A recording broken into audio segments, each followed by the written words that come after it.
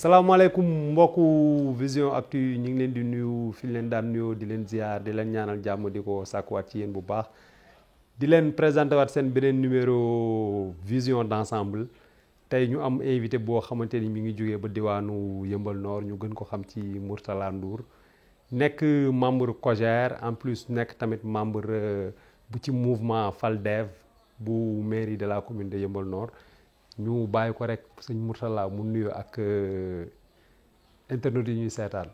salaamaaleykum waa Vision Actu yéen seetaan ñi koy déglu maa ngi leen nuyu ko si nekk sa tur ak sa sant di jël nuyoo bi aussi di si jiital le premier magistrat de la commune de Yeumbeul Nord Daouda Ndiaye avec tout l'ensemble de son équipe maa ngi leen nuyu aussi di nuyu sama kilifa sama yaakaar sama xarit sama papa. yàlla guddal fan maa ngi koy nuyu bu baax a baax. di nuyu sama ñaari soxna yi ma sama borom dénk ak njaboot bi ak waa kër gi. mais du ma fàtte aussi tamit fi may toog guddi ak bëccëg muy arrêt Saloum maa ngi nuyu ñëpp di jaar ñëpp di nuyu suma waa garage bi nga xamante ni fa laay liggéeyee fa laay suturloo fa laay jëlee lu ma yóbbu suma kër regroupement des chauffeurs artisans et républicains jël nuyoo bi nga teg ci loxo président bi mu jàllee ma ko si ñëpp ñu waxtaanee li ñu fi waxtaanee yàlla nekk njariñ yàlla na nekk luy jëmale suñu réew wala suñu dëkk wala suñu commune kanam ngeen teewlu rek ñu waxtaan si tuuti bisimilah jërëjëf Sidi maa ngi lay nuyu di la ziar bu baax a baax. jaajëf Mourtalla ni nga dugg see am na solo noonu gis ngeen suñu invité bi dafa bëri ay casquette nag yoo xamante ni foofu la nekk donc rafetlu nañ nuyoo bi di nuyuwaale aussi le premier magistrat de la commune de Yeumbeul Nord monsieur Daouda Ndiaye waa sama grand la ñu ngi koy béy bu baax tamit di rafetlu taxawaayam ci biir Yeumbeul Nord. Mourtalla tey suñu xoolee diwaanu Yeumbeul Nord lan moo nekk seen problème exact entre la jeunesse républicaine mooy yéen waa APR ak yeneen opposants yi nekk biir Yeumbeul Nord. waaw ok Sidi mon frère mon ami à Yeumbeul Nord bon soo ma nee am na problème dama naan la oui d'une part mais non dans d'autres part oui d'une part mooy entre nous waa APR suñu borom dafa am lu mu dogal am ñenn ñu nangul dogal bi dogal mooy dañu nekkoon ci benn combat am ko leader principal muy son excellence le président Macky Sall. ñu ne kaa leen ñu bokk ndey bokk baay jàppale ko pour fal ko ci bopp réew mi. bi ñu defee loolu ñu ànd ñu ñëpp ànd ni ñu war a àndee def li ñu war a def suñu borom suturaal ñu mu gagné. bi mu gagné ñu dem élection présidentielle mu jàll ñu élection législative ñu bokk ndey bokk baay gagné honorable député nekk député ñu ànd dem bi ñu ñëwee ba egsi si les élections locales. ñu àndaat si ensemble liggéey ci liggéey bu mucc ay suñu borom dogal ñu gagné jël pied. bi ñu demee ba war a def choix ku ne dafa bëgg a nekk mais loolu c'est impossible. raison pour laquelle comme président moom njaboot gi. mu woo leen ñoom ñi nga xamante ne ñoo doon conseil yi bu leen pale ñu toog waxtaan bi ñu toogee waxtaan ku nekk ne dafa bëgg a nekk maire loolu c'est impossible. ñu dem ba benn instant bu des le maire Daouda Ndiaye ak mon frère mon oncle Assane Sylla. ñoom ñaar kan moo leen désigné président moo leen désigné wala conseil yi ñoo choisir. non ñoom dañoo amoon seen choix bi ñuy dem choix lañ demee. choix lañ demee ku nekk ne. ku nekk dafa bëgg nekk maire. comme parti APR la. oui président Macky Sall mooy kilifa gi. te këram moo am problème mu woo leen pour régler problème bi. ok bi ñu ñëwee Assane Sylla toog jàpp fi mu jàpp le maire jàpp fi mu jàpp. ñu leen dem leen ñu waxtaan ñu bañ trouver un consensus. et le président lui-même moo décidé ne da ngeen dem ngeen ànd ak moi j'ai fait mon choix ngeen jàppale Daouda Ndiaye. mais taxul ñoom ñu gëm loolu. ok waaw bi ñu ñëwee. kon donc président moo choisir Daouda Ndiaye. moom moo def choix ci APR bi ñu jàllee ba jël pay. oui moo def choix. ok parce que boobu xëy na moom li mu gisoon ci moom ma def choix moo xam. bi mu defee choix bi mu ñëwee ñu voté. mu gagné ñu travaille ensemble bon bi ñu demee ba ci biir après ci la affaire yi commencé. est-ce que président choix bi mu def foofu baax na. le fait que mu choisir. Daouda Ndiaye est-ce que baax na. il a fait le bon choix raison pour laquelle il a fait le bon choix. lu tax. bi muy jël le maire Daouda Ndiaye di ko choisir. il était jeune il était le responsable. des il était jeune kon nekkatul jeune actuellement. non mais mootul nekk jeune parce que mootul jiite COJER. ok il n'a plus 40 ans te à ce moment il n'avait pas 40 ans. ok kon nekkatul jeune moo tax man la bi mu koy jël il était jeune. ambitieux. président li mu gisoon ci moom moo ko xam. bi mu ko gisee mu jël mu ne moom nañ ko ànd ak moom jàppale ko bi ñu demee gars yi bañ Assane bañ. ñu dem yàlla def li muy def mu gañ Daouda gagné. ok bi mu gagné ñu commencé di liggéey bi ñu demee ba liggéey bi biir. si biir yenn booy yi newoon ci mairie bi doon fa liggéey ñu bari pour ne pas citer des noms ñu jàpp ni da nga leen di wutal promotion. bi ñu demee ñu dem ba ci biir bon ñenn si ñoom commencé di def leneen parce que am nañ ci droit parce que politique affaire ambition la mun nga ànd ak nit ba ci biir nga am droit ànd ak keneen. ñeneen bi ñu demee ba xam ni ànd bi ñu ànd ak le maire neexatu leen ñu bàyyi ko dem ànd ak keneen loolu choix la. ok est-ce que Daouda Ndiaye actuellement nii ñi nga xamante ni ñoom la àndaloon. dem conquérir mairie bi ba jot ko. est-ce que mi ngi ànd ak ñooñu ba léegi parce que bëri na ay frustré yoo xamante ni biir Yeumbeul Nord. ñooñu ñoo génn créer leneen nar a jàmmaarloo ak moom. waaw léegi foofu Sidi. moo na bi dans sawara parce que dans sawara mooy APR Yeumbeul. li ñu war a defar mooy li nga daan def di daan doo ko bàyyi. dañ daan bokk ndey ak baay man j'étais présent macha allah yàlla guddal fan yëpp j'étais présent dama bokkoon ci jëloon organiser campagne. ok dama doon yor oto. bokkoon ci commission d'organisation di nuyu au passage le président. Ablaye Diouf ku baax. moom wan yoon bi ñu nekk ci. di ko liggéey di gagnandoo ensemble. mais man bëri na ñu may gis fii tey ñu ne dañuy rêver nekk quelqu'un dans la commune. au moment des élections mu nekk local mu nekk référendum mu nekk présidentiel gisuma leen loolu. comme ñan. bon xam nga comme nee naa la dama bëgg a wax ak nit ñi mais fi ne ko façon mu yaakaar da nga ko teg bët. te barki alxuraanu karim li may dundee barki salaatul fatiha maa ngay liggéey.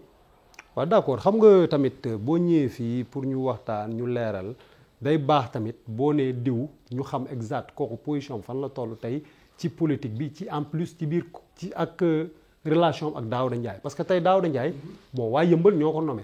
wala président moo ko fi teg. waa Yeumbeul ñoo ko fi teg. waa Yeumbeul ñoo ko fi teg ok léegi suñu demee ba waa Yeumbeul ñenn ñi nga xamante ne ñoo ko jàppale woon mu falu tey ñooñu ñoo taxaw jàkkaarloo ak moom. am na est-ce que amul ay lacunes yoo xam ne mi ngi ci moom ou bien ci son entourage wala ni muy gérer mairie bi moo jaarul yoon. bon bu fekkee ci côté gestion bi. moi je le félicite. gestion waaw gestion ni mu ko gérer. ni mu gérer gestion ni mu ko gérer mais Daouda Ndiaye il est riche actuellement. waaw mais xam nga aussi riche de quoi. dafa am xaalis fi mu toll nii. waaw mais attends parce que mi ngi tabax ay kër di yor ay oto yu rafet. waaw mais loolu aussi. loolu macha allah quoi yàlla na rap ak jàmm yàlla na rap ak jàmm man bëgguma sax nga nekk ci benn affaire. di ci nekk te mënoo ci avancer kon bàyyi ko. ok kon bu fekkee dafa waroon nekk maire la moom la maire te mënoo am kër wala mënoo am oto kon yow war ngeen tiis seen bopp. non mais xam nga dañ ne gestion. waaw ni mu ko gestion bi fu ma ko waxee moom xam nga mun ñu loon nommer le meilleur maire sur l'efficience budgétaire. ouais parmi les 500 et quelques maires du Sénégal. c'est du politique rek. non loolu mon ami ñi ko organisé.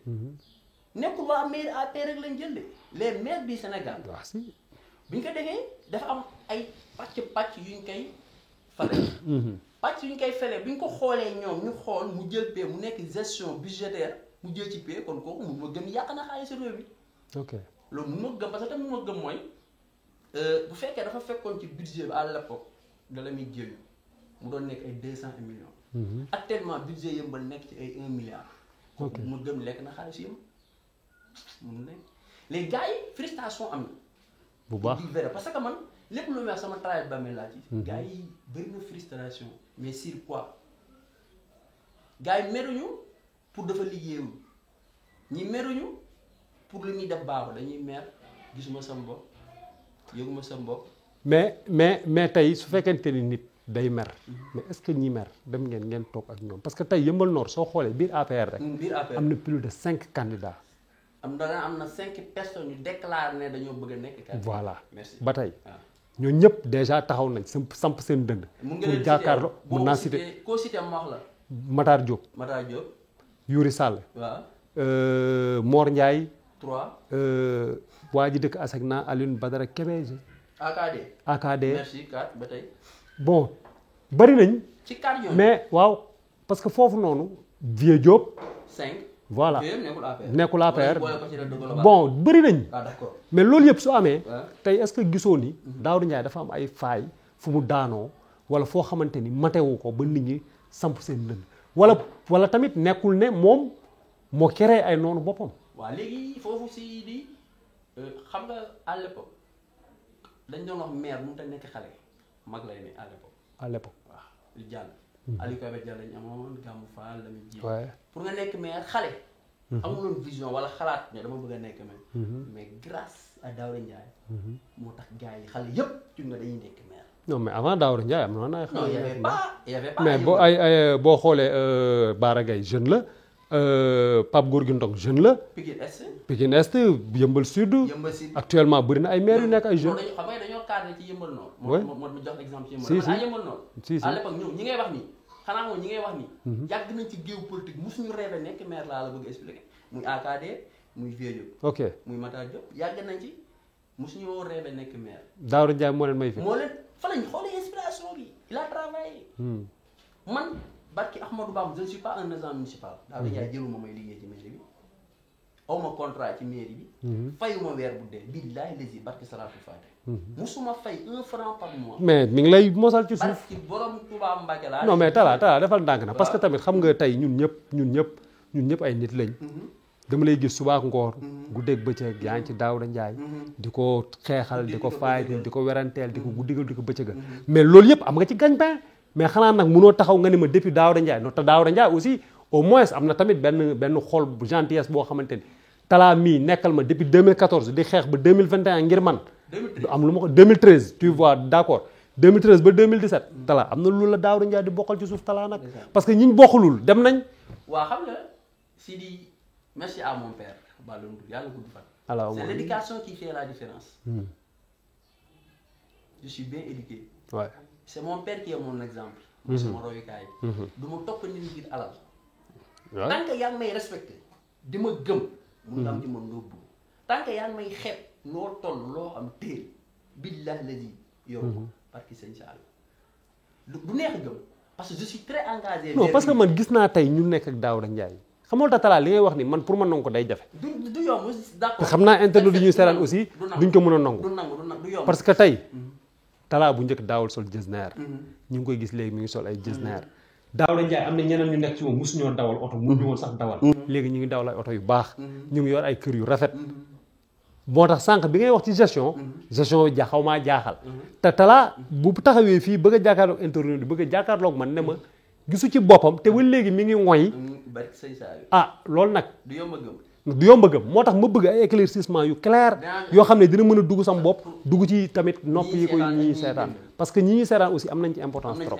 parce que gis nga référence dafa baax ci doomu aadama. sama papa en 1989 90 moom la sëñ Mourtala Mbacke yéen woon siis mu jëndal ko ay bis mooy bis yi ngeen daan dégg ñu naan kaaru sëñ Mourtala. sama turandoo yàlla yàlla doole leeram. allahumma amiin. bi sama papa eggee France tubaab bi da ko doon convaincre ne ko yaay Balla Ndour mu ne ko waaw mu ne ko kaay mu ñëw mu sama papa nasaraanam bon jàng France alxuraan la jàng. ki ñu ko boolee mu tudd Cheikh mu ne ko tubaab bi de nee na nga wax loo bëgg. pour nga wax jaw sax ngay taal oto yi di ko essayé nga woo sëñ Mourtala rek ne ko oto yi baax tubaab bi ne ko loo bëgg la ko loo bëgg ma jox la ko nga ni sëñ Mourtala pour sëñ Mourtala jënd bis yëpp parce que c'était des milliards. à l'époque ay 89 laa la de. si. am papa ne ko yow ak ki moom tubaab bi. ak yéen waa tubaab yëpp. bu ma sëñ Mourtala ne ma rey leen kon yow su alal taxumaa ñëw fii Suisse kooku mooy sama papa mooy sama référence. du yomb gëm ma ni la te bi mu paree bi mu fa demee ba jënd bis bi mu ñëwee. la monnaie daf ko delloo sëñ Mourtala si la ko nee. yërëm naa sa noonu yërëm naa say noonu njaboot moo tax man ku ma yéen lu bon sax dama laa yërëm si barke Sëñ Tuubaa. Talla est-ce que nekkoo tamit di jaay affaire de politicien politique parce que xam nga lu tax. xam nga man la je ne suis pas un agent municipal. du yomb a gëm. parce que chaque jour nit sax dañuy ñëw ci mairie bi di ma fa seet wala ñu ñëw sama kër wax sama sona ana Talla dem naa mairie ba fekk moom. moom moo leen naan Talla liggéeyul mairie ba. ok li ma am man ci ay dee. jëlewu ma ko ci Daouda Ndiaye. li ma am li ma jot am as néew ci ay benn. non du moom ko jox. pour sama garage wax naa la. je suis le secrétaire général. dañoo organiser yow suñu garage di liggéey man ouvrier laa yow ci métier nga ma xam. su ma juumul ak ci football. si yàlla def ma yor sama atelier soudeur mun ko bi ma demee port di liggéey journalier ma jàngat fa beneen liggéey bu ñuy wax polystère contrat bi jeex ma génn yor ñaari métiers yooyu di ci xëy di ci gon si laa suturlu. man su ma osé yor ñaari femme.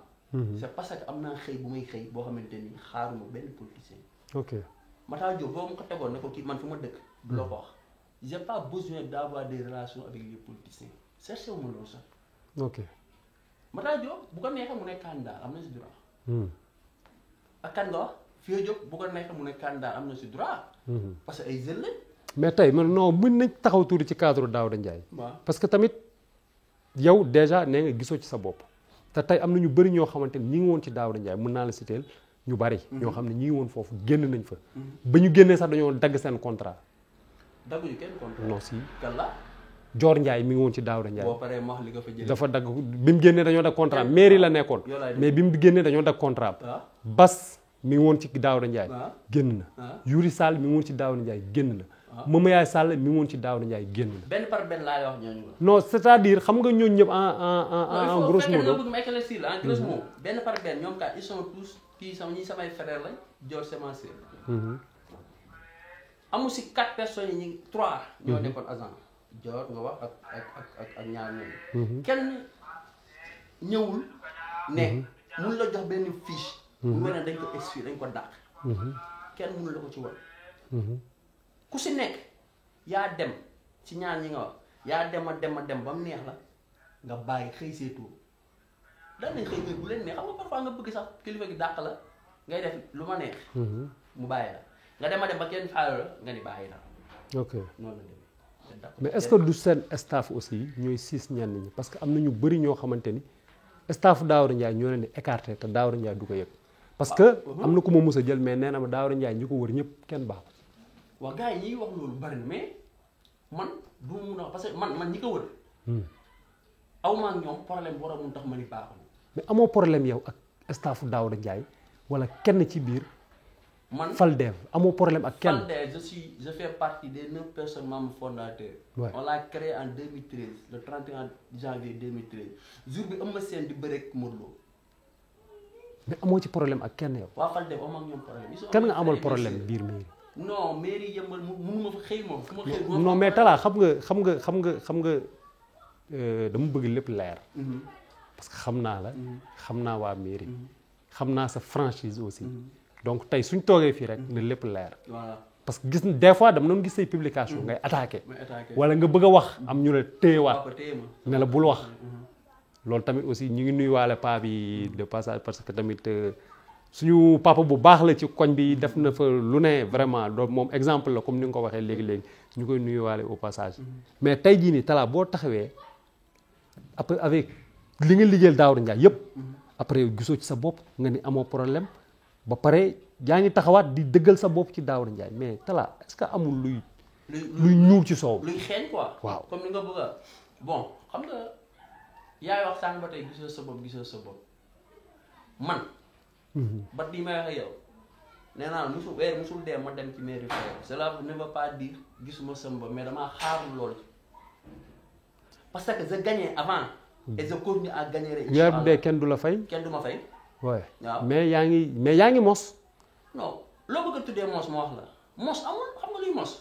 weer dee ñu joxal loolu mooy mos. non même non ba mën na bañ a nekk weer dee. waa ji Daouda Ndiaye mën na jékki-jékki toog gis maanaam sëñ Mourtala toog na ci débat bi défendre ko xam nga avec pied ferme. mu woo la bokkal la dara. léeg-léeg ñu am organisation xam nga. fi nga tooñ boo fi waxoon lu mu def. lu positif ma valide man sama travail bàmmeel moo ma gënal nit ku. si non ñi ngi ñëw ci loolu parce que dinañ ñëw ci yuuxoo yi ñu ko fa yuuxoo. dernièrement yooyu yëpp dinañ ci ñëw. dinañ jàllale. d'accord gis nga pour le am na ñoo xamante ni comme yaa ngi wax sànq wax nañ ci Matar Diop. wax ci Vieux Diop Aliou Kébé et tout ça. ñooñu Matar Diop candidature am APR. non il est adjoint 3e adjoint maire de la ville man candidature am du ma ci wax parce que man mosuma dégg sama gémmiñ moom mu génne ko. ankay ban fan la. toog na DTV. toog na émission takkusaan boobu. waaw toi-même tu sais. toog na mu confirmer mu ne dam leen amee exclusivité man candidat laa. fan Yeumbeul Nord. Bas Nooxum li invité naa ko mu toog. mu confirmer ma Matar Diop candidat la te Bas il est le coordonnateur de Ndam. d'accord Dior Ndiaye pareil. Yuri Sall aussi déclaré na candidature am. candidature APR bu Yeumbeul Nord. waaw lu tax. yow tu n'as participé dans les élections APR nga bëgg a ñëw nekk bi APR candidat. kan. Yuri musul participer élection kii. comme Yeumbeul. waaw musul ñu ànd ak ñun campagne. Yuri président Faldev. Yuri bokkoon na Faldev ci ñi fal Daouda Ndiaye ci la bokk. non je ne suis pas d'accord il est venu après. après man maa ko jox poste bi mu yor secrétaire général bi mu yor si man la jógee ma jox ko. Yuri ñi fal Daouda Ndiaye 2014 bokk ci. barki sëñ Touba falu ci. ah bon woo ma fan la kii il est venu après les élections la ñëw après les élections la ñëw bi muy ñëw daal nekk li muy nekk ba pare bi ñuy defaraat suñu bureau. laa ko ni kaay avec sama temps ak sama garage je pas tout le temps à tout moment di assister ci réunion yi. ñooy dañuy defaraat secrétaire général comme que il est fort en informatique man ko jëlal poste secrétaire général man la bu leen ko voté man maa ko def secrétaire général Fandène. ok kooku boo bëggee ñëw ne ma. mais nag dafa mel ni xale màgg na parce que dem na ba créer mouvement am ñu gisoon benn sortie bu mu def. léegi taxaw jàkkaarloo ak yéen. non kooku du adversaire boo xamante ni damay wax si moom bu bëri li may def nii si moom sax peut-être mun na ko amee benn importance boo xam ne c'était pas la peine dama la. APR. moom du fa candidat loolu moom mun naa ko assumer. APR na booy. mais APR kan mooy décider du Macky Sall mooy décider kan mooy nekk candidat. non xam nga munoo am maire. bu mel ni Daouda Ndiaye. loolu sama xalaat bopp la. munoo am maire bu mel ni Daouda Ndiaye. élection locale ñëw nga da nga koy changer. bon Talla nañ seetaan benn vidéo. après bu ñu ñëwee nga commenter. baax na waaw nañ dem seetaan vidéo ak jàmm ñaar. Allahu akbar kabira. Bu leen ko topp. Talla bi nga seetaanee vidéo bi pare ban jàngat nga ci am. ak soo ma waxee ni président Macky Sall dina am maire bu mel ne Daouda Ndiaye di ko échanger. xam nga ci bis bi yàlla dafa def dew moon. ma koy jégalu sax Mansour lay et son frère Maodo la maa ngi jégalu parce que vraiment waroon naa teew parce que lu ma xew la man Maodo la mi lay day teew suma kër. kon bu rakkam xew la wala moom war naa ci teew maa ngi koy jégalu parce que mais vidéo bi ki ka def. la voix bi may dégg ñaax la dégg. voix bi ñaax la dégg xam nga kan la. xam naa kan la. wax ko voix bi naa la ko expliquer voix bi. ki may dégg muy wax. ñaax la dégg. beneen mooy loolu du importance bi. importance su set setal journée bi réussir na trop di féliciter bu baax Mansour Lay avec toute son équipe maa ngi leen féliciter bu baax. mais li ci ëppoon solo. ci set setal maire moo ko décanté. non d'accord xam nga Talla. xam nga moo lay expliquer vidéo bi xam nga mooy politique bañ ko la yuuxu moom. tekkil. non mais xam nga su ngeen taxawee tagg Daouda Ndiaye yéen ñi nga xam ne da ngeen a faral moom. man vidéo bi ma seetaan voix buy wax laa ci dégg ku naan xool leen ko du rus. waaw mi ngi yolleel. waaw xale yi après ñu koy yuuxoo. mais non xam nga li koy yuuxoo mbooloo la yow tamit seetaan nga vidéo bi gis nga ko. donc envoyé nañ ma ko am naa ko sama téléphone damay la. waaw vidéo bi c'est pas important ci xam nga c'est pas important. xam nga. non mais non Talla boo mu waxee loolu dafa may xaw a jaaxal parce que tamit vidéo ku toll ne Daouda Ndiaye le maire de la commune de Yeumbeul Nord toog ci magistrature presque lu mat 5 ans ou 7 ans donc bu taxawee ba toll foofu ñu yaakaar ne fu mu jàll dañ ko war a applaudir tey ñu koy yuuxoo nga ni ma vidéo boobu yuuxoo yooyu du dara. xam nga tam man la vidéo yuuxoo yi du importance bi. du importance fii jour bi képp kuy politique Yeumbeul. waay wala nga am parti politique. waay wala ngay rêve nekk maire Yeumbeul. yaa ngi foofu. mais du ñëpp lañ yuuxoo de. ku si ne bi ngay ñëw. waaw ñii ànd nañu ay mbër. waaw pour sécurité. waaw ñii ànd nañ ak ay rakk ay mag ay xarit. waay booloo. waay moom dafa dem moom kese. moom sax moo dawal boppam dem moom kese. waaw parce que moom mu laa gis si maire bu amul sécurité doo gis fekk moom rek sécurité xam nga pour xam nga sécurité rek violence la mon frère. waaw d'accord. sécurité rek violence la boo indi ay ponkal rek di dox rek yaa ngi wane bu ma kenn laa bu ma laa ñuy dóor. élection présidentielle gis naa ko sécurité bu doy waar. fan si élection présidentielle yi. fan. présidentielle yi. fan. biir Yeumbeul présidentielle yi passé. waaw Daouda Ndiaye amoon na ay gros bras. non élection présidentielle du moom mooy décider parti moo décider. ok Benno Bokk Yaakaar ñoo décider wut seen sécurité teg ko du woon sécurité moom sécurité Benno Bokk Yaakaar. ok ok mais tey jii yuuxoo yooyu est-ce que amul lu mu wàññi ci yéen est-ce que jotul tamit ngeen taxawaat def seetlu taxaw seetlu. mën a liggéeyaat xam lan mooy seen. incompétence ak lan fan ngeen. kiiwee quoi waaw loolu dëgg la nul n'est parfait kenn matul. yuuxu yi xëy na moom bu ñibbee moom mi ñu yuuxoo dina si tirer leçon. mun na si tirer leçon mooy. mi ngi liggéey kon na gën a góorgóorlu liggéey te xam ne xëy na kenn bu fekkee kenn wala mbooloo bi yuuxu mbooloo boobu kontaanul ñu jéem a xam li tax mbooloo bi yuuxu parce que képp ku yuuxu am nga cause bu tax nga yuuxu ñu jéem a xam ñooñu jooy wala ñooñu yuuxu lan moo leen metti ba tax ñu yuuxu ñu jéem ko saafara xëy na kon bu boobaa problème doom mais ki koy invité ak ñi ko invité ñoom sant nañ ko gërëm nañ ko parce que nag indi na fa pokalee machine boo xamante ni moo doon liggéey bi te machine boobu du ay weccet moo koy débloqué. mais xaalisu askan bi la du xaalisam du poosam du poosam. bu ko defoon ci poosam loo koy def. non du poosam. su ko defoon ci poosam xam nga man man boog sama loolu sama analyse personnelle la. gis nga un maire un président un ministre bon ñooñu du luñ def dañ leen war a applaudir ah xamul tax loolu moo tax ñu fal leen fa d'accord ñoom seen devoir mooy gérer bien les affaires de la cité d'accord donc man du ma gis président bu defar terre wala président bu defar li mën a ko waaw nguur loo koy su ko defarul dañ ko war a sanctionner bu ko defee kon Daouda Ndiaye loolu mu def wareefam la da ko war a def nit bu defee wareefam loo ko war a wax du ma ko jaajëfal Un merci. devoir am la non mais nit bu defee raison pour laquelle mon frère nit bu defee dara bu defee li mu war a def comme nee nga da ko war a def mu xam ko def ko Voilà. jël les moyens jox leen ko pour ñu def set setal parce que set setal boobu xëy na amaana moom la waroon Ok. kon bu fekkee ñun dañ bëgg a participer ci développement commune Yeumbeul Nord jël seen i moyens bopp jël seen i pexe seen i xalaat ak seen doole indi woo ko mu ñëw participer ji def ci benn enveloppe bu baax jox leen tous les équipements Waaw. tout sans exception ñu set setal bi réussir kon nañ ko wax merci waaw d'accord mais est-ce que su defoon li mu war a def ñooñu dinañ set setal ñan moom bu fekkoonte ni def na li mu war a def est-ce que ñooñu dinañ set setal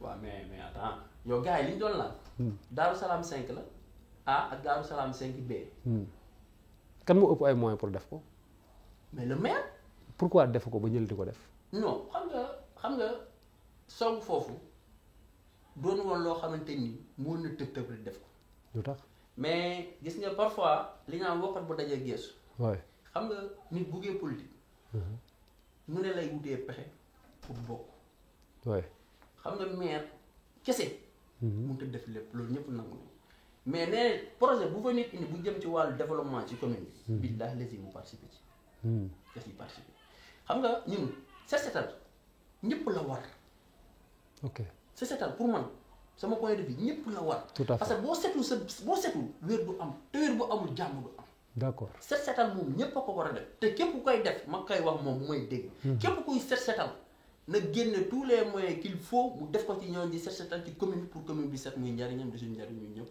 d'accord kooku bu mu ci xaar sax merci na ko def parce que wareef la ànd naa ci d'accord yow lu tax waa Daaru Salaam 6 6 muy fi Daouda Ndiaye dëkk mu Teew. ñaax Daouda Ndiaye fa la ëpp ay ennemis lu waral loolu waaw mais parfois man dañuy wax ennemi di ko jaale ak méchanceté soxor soxor dafa am ennemi am adversaire am 3 cas la am na fa ay adversaire à Daaru Salaam 6 amoo fa adversaire non le maire Daouda Ndiaye à Daaru Salaam 6 am fa adversaire am na fa ñoo xamante ni xam nga yow xam nga Daouda si li mu nekkoon ma xam ko nga xam ko ñu dëkkoon am na xam Sidi waxuma ko pour di la neexal toog naa ak nit mu ne ma Sidi day jaay drogue loolu jëkko sénégalais la billaahi toog naa ak nit mu ne ma Sidi day jaay drogue Guinée équatoriale dëgg la ma ne ko nag mu ne waaw ma ne ko non daal di noppi parce que xamewuma la loolu dëgg la bi ma la gisee xam naa ne kooku waxul dëgg ki waxal loolu moom mi ngi fa ba tey mënut a ñëw moo tax man la yéeneen nit Tout à fait. ma cay fanaan nañ yéeneen jàmm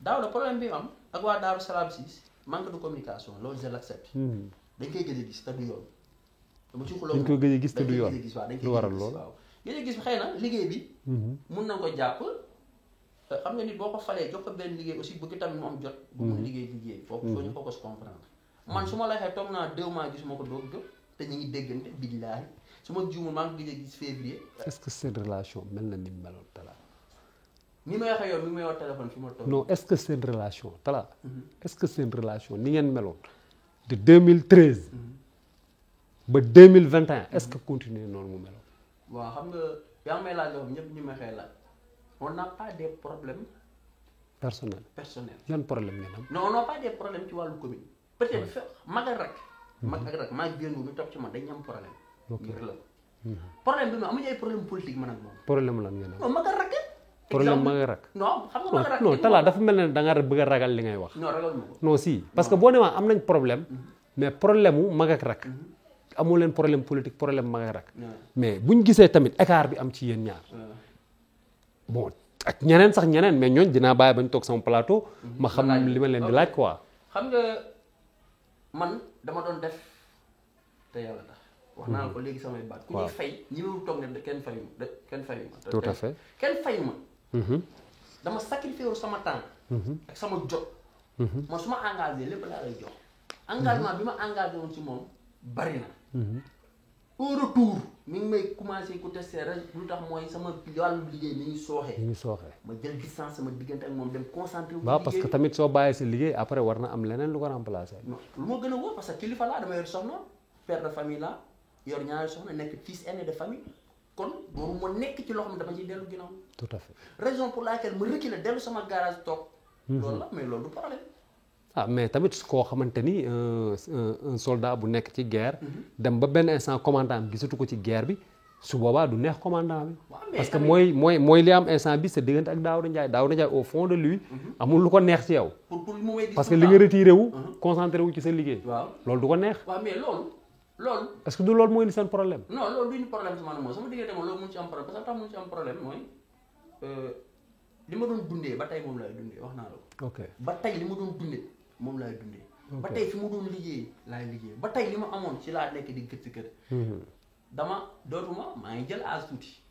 am na lu ma amagul te dama ko war a wuti te kenn du ma ko wute. kon du ma fa toog rek. bu jeexee après damay perdre. xalaat ngeen deuxième mandat ñu falaat leen. incha allah da koy am. sans problème da koy am. il le mérite il l'a fait. yow ci ñiy jàpp ci ñu koy falaat ngay bokk. waaw mais loolu xam nga ba mu ko bëggee. ba mu bëggee premier mandat. daf ma woo. xam nga Faldev 9 personnes ñoo ko créé. Kër Lazare Tour 9 yooyu ñëpp ñu ngi fii yàlla def ñëpp a ngi si jàmm. 9 yooyu ba tey activités yi ñu nekkoon bi ñu koy jàppale ci activités yooyu lañ nekk ba tey bu weesoo moom yaay mu duggoon ci mairie bi te quitté waat ci mairie bi. 9 yooyu maanaam 9 yooyu créé woon Faldev ñoom kenn gisul sa bopp ci mairie. non waxuma la ñoo 9 yooyu ñoom ñoo taxaw benn ci man. waxoon ni ñoom liggéey biñ ne. waaw duñ ko bàyyi dem liggéey ci mairie il faut qu'il soit.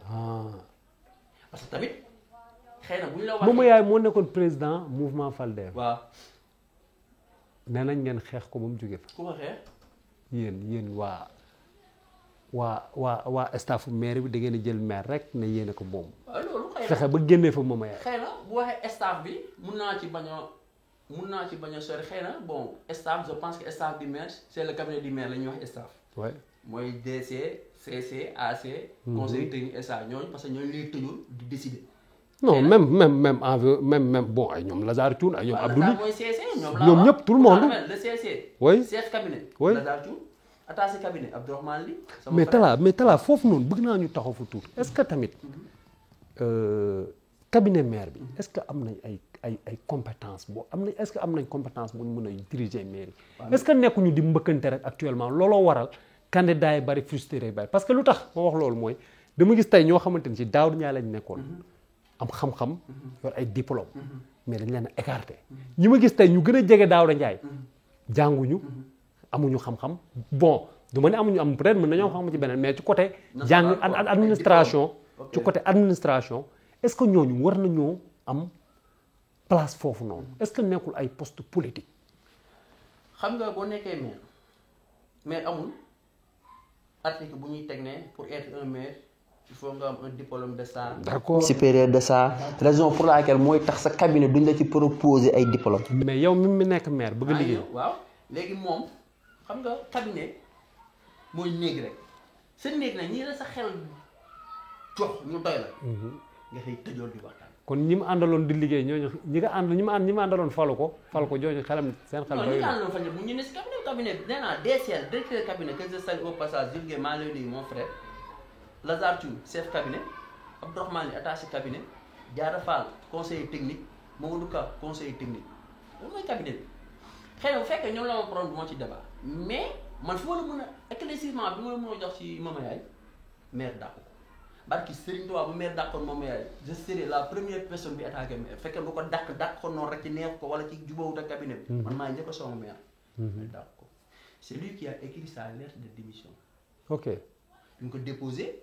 mais problème moo am moo tax. problème c'était quoi orientation de poste la ma bàyyi mairie man dafa ma métti yor defal ma dara moo yor boobu maa yor sax boobu daa lay jaay la xëy moo koy fay man fayu na bàyyi bi mu bàyyi pourquoi métti mooy dafa ñu amaloon njariñ njariñ bi mu may amaloon mooy fa nga daan toog dem këram dafa la extrait doo sonnante kon loolu avantage la ci bari politiquement mi ngi doon participer. est-ce que ñëpp ko mën a am loolu yaakaar naa loolu yéen waa APR rek yéen waa cabinet maire yéen a ko mën a am. ñoo mën a am lan. toog sa kër ñu defaral sa exprès indi la. non damay toog sama kër jox Mama Yaye GP bi. Mama Yaye boobu mi ngi mairie ba su ma xëyee damay dem mairie ba dem fekk ko su ma mënee dem këram jox ko kay mu defaral ma ko. yow léegi loolu moo tax Mama Yaye bàyyi bi bàyyi.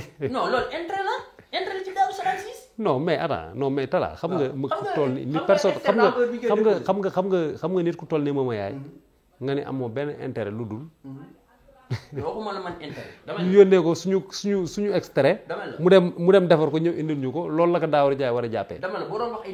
parce que moom il était agent municipal. si choix Daouda Ndiaye la ko léegi. ok Daouda Ndiaye moo def choix ci Mouma Yaay. waay yóbbu ko état civil.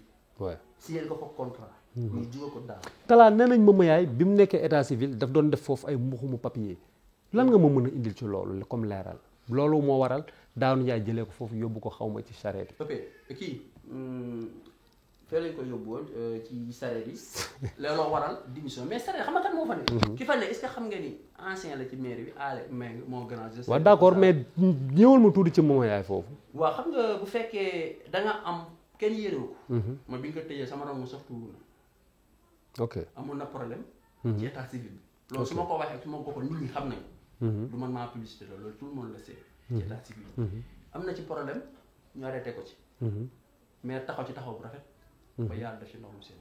moo wax ci problème ñu arrêté ko ci mais taxaw ci taxaw ju rafet ba yàlla def ci ndox. 2 fois quoi. waaw léegi bi loolu amee. kon est-ce que Daouda Ndiaye amul raison pour jëlee ko foofu.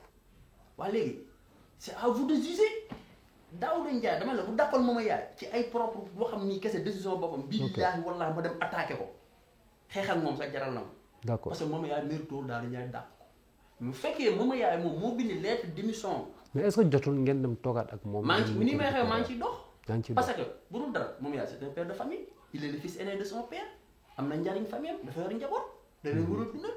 kon bu bàyyee poste liggéeyam donte mi ngi am feneen fu mu koy wutee bu ko munee am ci maire moo gën a jege te yee na ko mais lépp lu ñu moo mën def man ba mook Daouda Ndiaye mel niñ meloon mu ñëwaat liggéey. man dinaa ko def bu ma ko bàyyi. d'accord tant que yooyu moom dox ko lu baax la parce que lu boole ay nit mooy li ma la wax rek njariñ gi mu amoon koñ ba. am na solo ko kenn ku lijjanti këyit Mouma Yaay yëg ko te lijjanti wu ko. tout à fait après bi ñu nee ba ci biir këyit amaan na ay problème.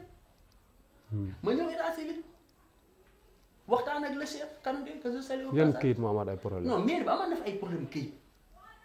kan moo fa amoon problème këyit. non kenn du ko xam parce que nit day ñëw defar lu ay këyit ay deux choses comme ça muy am. mais Talla est-ce que xam nga mooy li may wax léegi est-ce que tamit nekkul ñi nga xamante ni ñoo diriger cabinet maire bi ñoo xaw a xaw ma nan laa ko mën a tudd ñoo xaw a am benn waaw moo xaw a sooxe moo waral faa yooyu yëpp di am ci biir mairie bi. waaw mais parce que tey bon damay ñëwaat tuuti ci beneen côté muy problème mu terrain litige terrain bëri na fa te xam naa ne dinañ ci ñëw.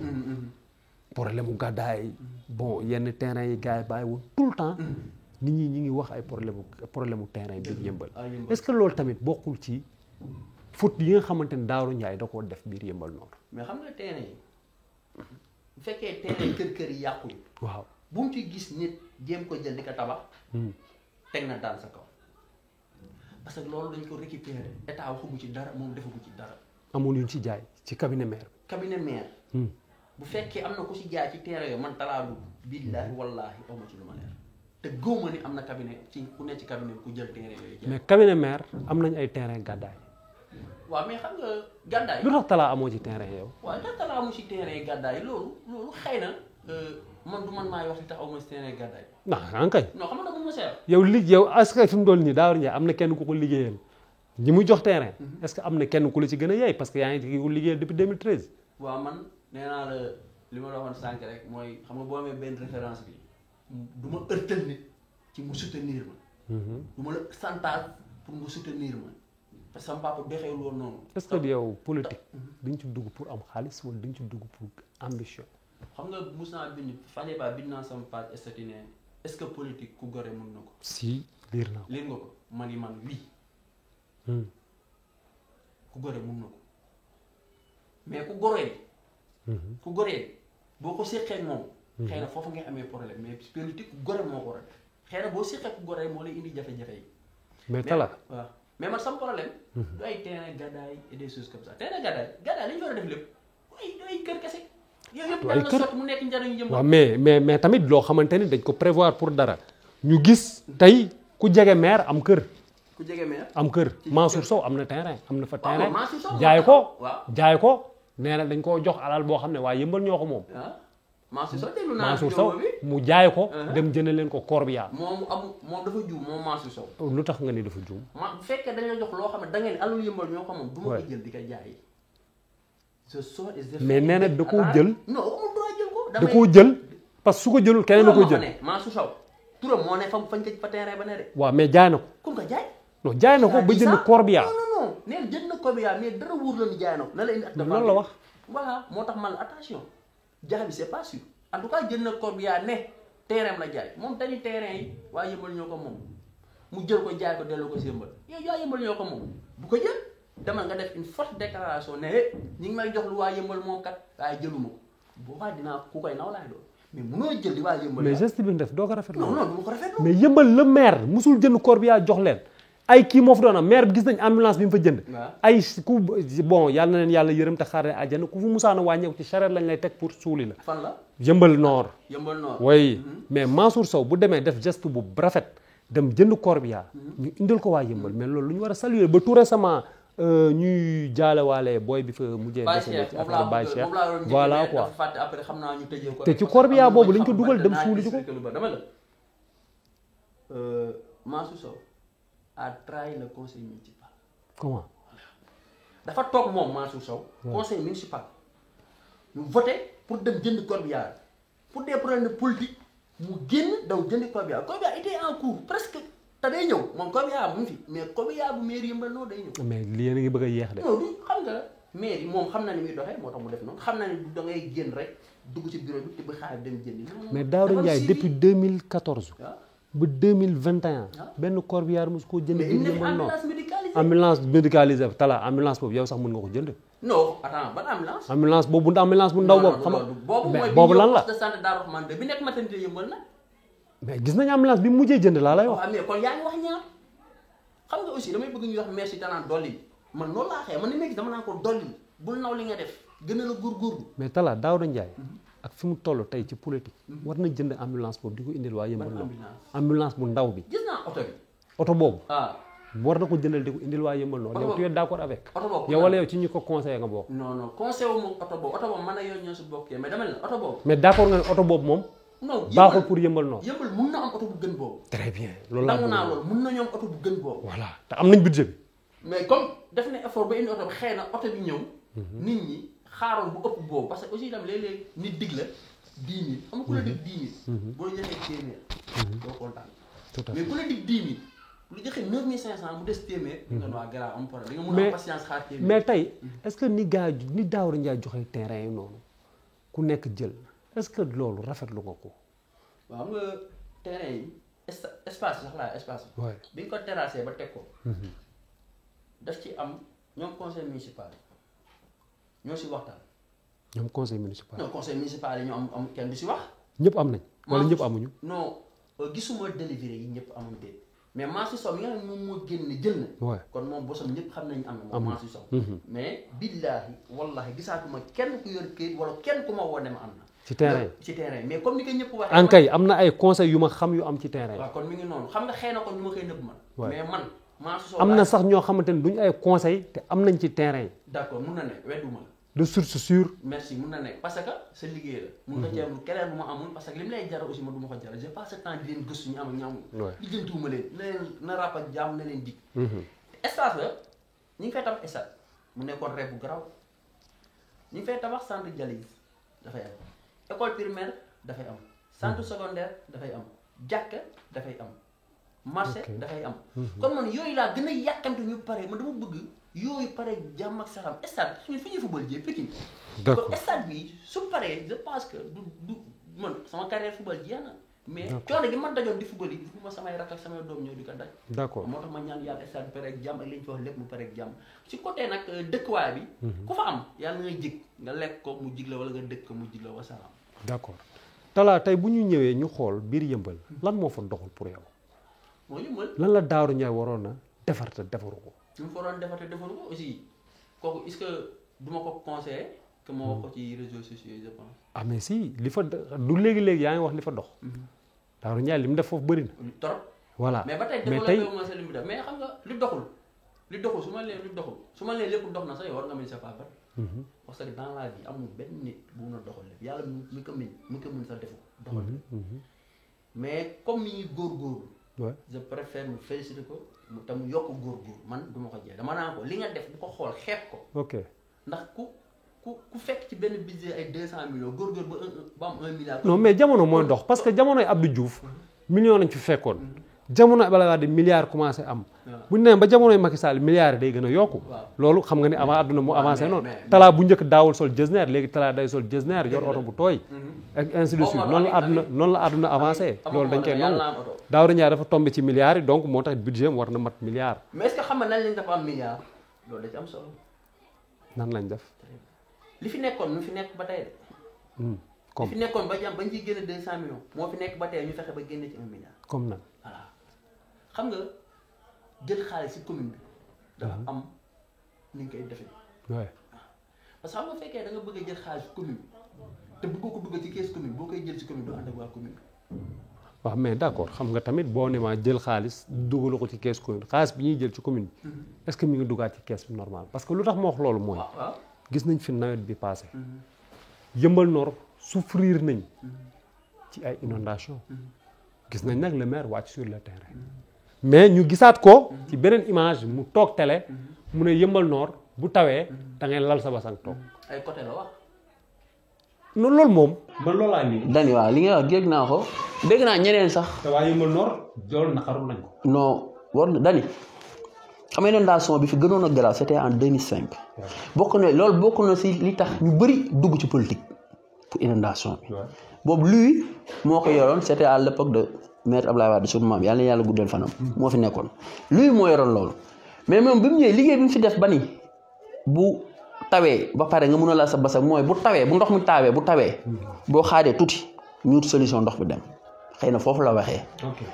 mais affaire day dox ren li mu taw ren vraiment yaakaar naa du Yeumbeul rek la indi problème. ok mais moom ren la wax loolu nag. non dama la ren la wax loolu mais bu côté yëpp ñu. te boobu waa Yeumbeul ñi ngi jooy. non Yeumbeul bi ñuy jooy bi mu waxee loolu ba yaa Yeumbeul di jooy mooy bi mu koy wax mooy moment dañ la bu tawee Yeumbeul actuellement ni bu tawee tolloon na foo xamante ni bu tawee dañuy bàyyi tal bi ay une semaine wala 15 jours dëkk nga fa dawal nga fa oto romb nga fa ba tawee actuellement bu tawee la boo xaaree tuuti oto yi ñëw yóbbu ndox bi wala canalisation yi yóbbu ndox bi d'accord kon du fépp nag la mooy dem ok canal bi nekkoon commune ko dafa fatt man ñi ko doon fattar ni jour boobu voilà bokk ok dama ko fattar ni liggéey ci li may liggéey dem ñibbi xaar ma moom ba muy ñibbi ba ñu ñibbi maa ngi gisante wuñ pour nga xam ne man engagement bi ma am pour Yeumbeul noonu xam nga lu may bañ talaay ki ngeen fi faloon moo yàq suñu dëkk bi laay bañ te man maa taxoon nag Albaye ñaar ak feneen ci Yeumbeul di xeex pour ñu falo kon dam du ma bàyyi affaire bi di naxasaay dama ciy jàpp ndax dama di woon nañ li ngay bañ mooy talaay ki ngeen fi faloon dina yàq suñu dëkk bi loolu laay bañ moo tax ma téye sama engagement est-ce que loolu du ma fa jaaree rek ñu dem man ak yow comme yow yaa yoroon wàllum séddale ceeb bi ci fond force Covid bi yow yaa yoroon séddale ceeb mais talaa ñu bëri biir Yeumbeul jooy nañ ni jotuñu seen ceeb te ceeb bi gis naa man sama bët may na ma am ñoo xam ne guddi lañ jot seen ceeb te yow nga ni yaa yoroon séddale ceeb bi talaa est-ce que defoo ko séddale politique. ok bon ceeb bi foofu danaa ci mën a expliquer lu clair parce que bi ñu defee ay comité de ciblage Yeumbeul 89 quartiers avec une population de 200 et quelques mille habitants. bi ñu defee ciblage comité de ciblage ba pare. quartier bu ne. sa délégué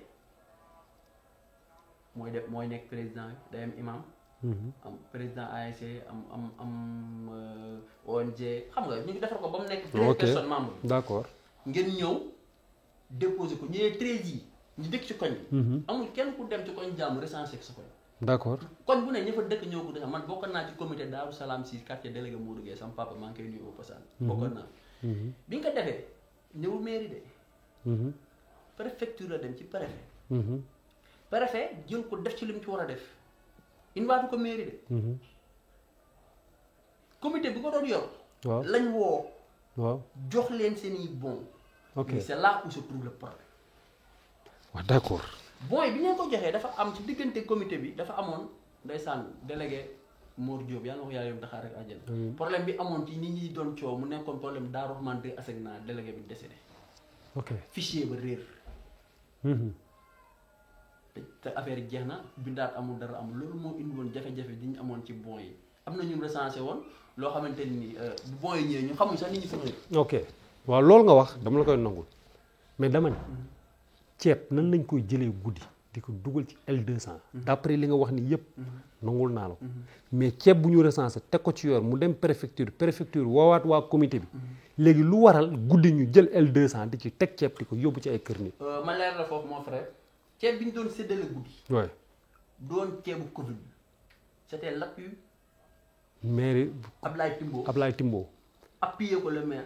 mais pour attends rek boo bëggee éclaircissement parce que maa ko doon oto bi ko doon yóbbu maa ko doon dawal. ok bu ñu àndoon wax la kër yi ma ko dugal. nangu naa ni Covid feebar amul na ay kër yëmbal. loolu lañ ko doon dimbalee. gis naa kër goo xamante ni amul feebar dugal ngeen fa ceeb te am nañ lu ñu jëndee ceeb. waaw mun xëy na. Talla c'est que damaa bëgg ñu leeral tuuti. am na loo xamante ni politique. moo ci laxasu. man boo ma nangulee loolu rek ñu dem. non nangu naa gis nga nag il faut que ñu nangu ni yow wax nga ko Ablaye Timbo bu mayee mayu daaw ceeb mayu ko pour en tant que son petit frère daf ko may en tant que le maire de la commune la ko may. le maire de la commune moom may ñu daf ko may en tant que maire de la commune. non daf ko may pour population bi. waaw moom laa la bëgg gis. mayu ko Daouda Ndiaye dama bëgg a xamante mayu ko Daouda Ndiaye d'accord le maire la ko may pour mu jox. lan moo tax ñu débloqué ceeb yooyu. ceeb lan. ceeb yooyu lan moo tax ñu débloqué ko pour dimbali néew di doole yi nga xamante ni Covid bi da leen a jàpp. non waaw.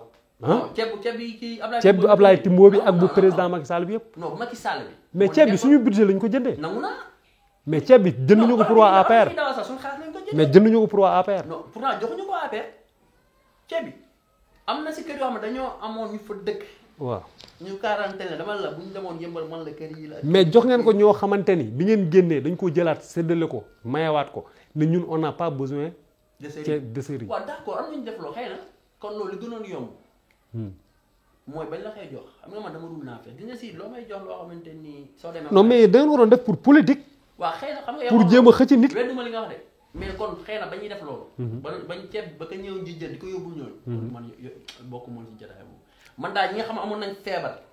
biir yëmbal man nag mon ami mon frère Abdourahmane Ly. ànd nañ 9h ñu sol gilet pour waxtaanu policier am na boo xam ne policier dañu téye bi ñu présenté la ñu bàyyi demoon ñi nga xamante ne dañ leen quarantaine ay yëmbal seen famille ñu jox leen ceeb mais jox leen ceeb am nañu ci. Abdoulaye lu mu dugg politique moo ko ci dugal yow xam nga li ma la wax sax Talla. si cabinet du maire. xam nga ni kon politique la. waaw nangu naa ni politique am na. Abdoulaye maa ngi lay nuyu au passage. waaw Abdoulaye il est élément bu garaaw la. nangu naa ni politique am na ci. parce que ay politiciens lañ. oui. yu nekk ci commune mais lu waral ñu jël suñu xaalis Sénégal dajale suñuy fonds dajale suñuy impôt jox ko Daouda Ndiaye teg ko seen loxo yéen ngeen jël ko au lieu ngeen jox ko ñi ko yellool ngeen koy joxe. ñi ko yellool ñoo ko bëgg a tuddee yow. ñi ko yellool. ñi ko jox yellool nga. non yéen ñi ngeen ko jox man bon mais mën naa affaire de partisan ngeen ko def. non parce que mooy li bu problème bu mel noonu amoon na fi jàmm gën si Kambaaw ba sama doyen El Hadj Lo ak Aliou ñun ñëpp ñu amoon ci ay problème parce que gars yi dañoo jëloon ceeb bi di ko jox ay nit yoo xamante ni ñii pour seen ay militants lañ. loolu noonu pareillement moo amaat yëmbal Nord. te yow yaa géré woon loolu. dama lay yëmbal ceeb bi ñaari ceeb yëpp benn direction bi la waroon dem. benn direction mais ceeb bi Timbo indi. kooku direction bi nga doon joxe doolu direction préfet. parce que préfet boo ko tudd da nga koy sur leer ceeb bi Macky Sall yónnee yëmbal. la préfet yoroon distribution bi. ok ñu jëloon ma ci man ak sama doyen Diouf. ñu yoroon wàllu boobu di ko joxe. d'accord ñu séddale ko séddale boo xamante ni. moom le préfet bi ñu paree moom moo ñu saluer remercier ñu. vraiment sama relation moom fa la jógee. ceeb bi ngay wax damel la même fekkee dañ ko doon joxe politique. wedduma li nga mais damel la man. yóbbu moon ceeb politique. voilà damel la ñi ma doon yóbbul ceeb guddi gi ànd ak Abdoulaye. mooy ñi feebaroon. maa ngi moom kese àndoon. waaw d'accord loolu noonu xam naa. mënoon nañ ci gën a yaatal mais temps moo ko dul may bon foog ñu bref tuuti mooy li ma bëgg a laaj mooy tey su ngeen demoon ba élection président décidé wul Daouda Ndiaye parce que yii nii suffrage direct la. président teggi Daouda Ndiaye teg keneen est-ce que da ngeen a demal seen bopp. non président Macky Sall dañoo toog Pikine ñëpp toog mu xool Daouda. félicité ko devant tout le monde. tout récemment problème amoon. mais attends Talla. président Macky Sall yow xam nga ni des fois day clignoter gauche jàdd droite. maa lay dégg waaw.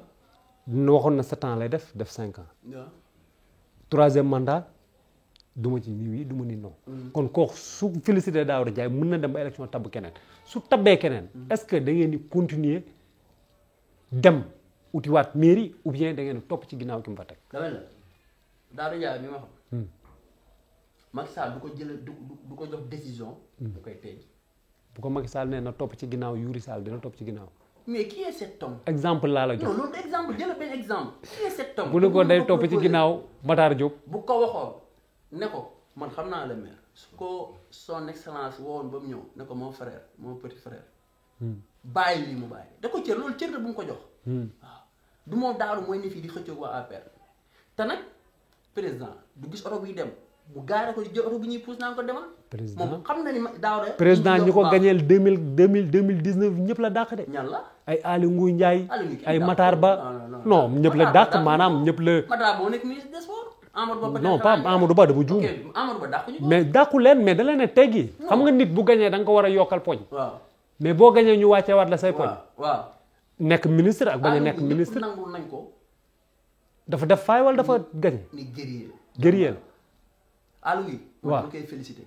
te parce que Aly Ngouille foog ngeen félicité ko parce que tamit ci côté Daouda Ndiaye la far moom est-ce que nekkul mooy seen bras droit ci côté président Macky Sall. Aly Ngouille Ndiaye parce que mënul nekk bras droit ci élection locale. bras droit ci côté Daouda Ndiaye influence la. Talla nangul ma loolu. lu ma lay nangul. Daouda Ndiaye. Aly Ngouille Ndiaye bras droit am la ci président Macky Sall. mais est-ce que xam nga en dehors des élections ak politique ñu ñëw ñu génn ci affaire àdduna ñëw indi affaire deret dañu bokk deret. waaw mais moo tax nag. dañu bokk deret ay doomu baay lañ ay benn deret lañ bokk. xam naa loolu. benn famille lañ moo tax ma ne la léegi nag. ñu koy appelé ci la bokk li tax kon bi mu wàccee Aly Ngouille. Daouda kaasu ko. non Daouda du ko kaas du doon mu koy kaas. xam nga kaasu ko. Daouda di wutal boppam. non kon kay ñëw nga saa kon léegi jàppante li mu am Aly Ngouille mayu ko ko. ah ci la bokku influence la. élection locale la gagné. influence amul poste nomination. d'accord. kenn nominé ku ko. kenn nominé ko kenn nominé ko PCA kenn nominé ko. waaye yéen a ngi kaas loolu maa ngi koy gis des fois ci réseaux sociaux yi ngeen ne Daouda Ndiaye il est temps Daouda Macky Sall jox ko beneen posture. est-ce que Daouda Ndiaye yëmbal noor bi mu yanu rek attan na ko rek est-ce que doyu ko liggéey sëkk. mu ci dolli la attan ko moo tax mu def li fii. waaw est-ce que doyu ko liggéey. attan ko moo tax mu def li xam nga dañuy xalaat PCA wala nga nekk DG général ne veut pas dire amatoo temps. DG instruction la rek yooyu topp. waaw d'accord. loolu yow si mun nga ko gérer man mun naa nekk DG am naa bu dee jàng si. ci compétence. am naa niveau bi. non yow waa d'accord. man jàng naa. mais d'accord xam naa ni jàng am nga. naa niveau terminal. ok am naa BFEM jàng naa te yàlla may na ma xel. mun naa nekk DG selon lan laay. waaw loolu yëpp noonu lu tax Daouda Ndiaye joxu la benn poste ci mairie yi. waaw xam nga mooy li nga wax sànq rek xam nga parfois nit moo def choix te man fii laa la ko waxee te fayen fa ma waat ak beneen télé ak beneen réseaux sociaux bu ma woo wax ma ko ma waxaale du ma mus a ñëw ci nit kii que ce soit. mais Daouda Talla jox ko poste nag parce que tamit sa gars yi nekk foofu ci kaw Talla mënuñu ko jàmbaar la waaw chaque jour mi ngi ci terrain bi di la liggéeyal. non Daouda dina la dégg. engagement bi moom dina la dégg dina la dégg. moom xam na engagement bi moom. te en plus toog leen ngeen waxtaan. engagement bi moom ci moom xam na ko. li ma ko liggéeyal moom xam na ko. mais nag aussi du caagi ni da nga koy liggéey rek dem chantage je suis pas comme ça du ma la mere tax ma toog ci réseaux sociaux. mais dafa jot mu jox la sa wàll ci nag bi quoi. mais nag bi. parce que gars yi ñu ngi jot seen nag. am na sa gars yu bëri yoo xamante ni. instant bi dañoo am xaalis ils sont riches. sunu émission bi ñoo ko publicité. 5 appels yi ma njëkk a jot ay adverse ay nit la yu mere maire ñoo ma njëkk a 5 appels yi ma njëkk a jot. ok ce qu'il me conseille du loolu moo ma tax a jug. juguma fii. lan lañ la conseillé. liñ may wax pour ma xaste mënuma loolu moo tax man la c'est l'éducation qui fait la différence. man sama papa bis bu toogoon ñu tegal ko vidéo Talla di xas nit bu ma ñëwee mu génn ci man ndax yerewuma loolu deful loolu ci man. loolu bu ñu la ko yeree nag noonu ngay mun. ñun kenn yerewuñu ay xas ak ay yàq der. yow ñi ngi wax ni ay compte fictif lañ yor yëmbal. ay mooy ñan non ñi nga naan ay dañuy rêvé nekk maire ay compte fictif gis nga boo rêvé nekk maire da ngay ose. mais Talla politique nag bul xeeb adversaire de. non du xeeb. adversaire boo fi xeeb mu yaa la léegi adversaire am na ñoo xam boo ma ne adversaire la je l'accepte boo ma ne AKD adversaire la man la je l'accepte parce que am na loo xamante ni pour que nu ko yëmbal. am na ñoom base politique de. kan la bëri nañ. fan yëmbal. fan yëmbal te yëmbal bëri na ay. sa adversaire la man nangu. parce que. Talla la mooy sa problème personnel ak Youri Sall. non ñoo dend kër on a aucun problème. mais waaw loolu mënoo ko nangul maire. non li ma ko mën a nangul mooy. loolu mënoo ko nangul candidature. non li ma ko mën a nangul.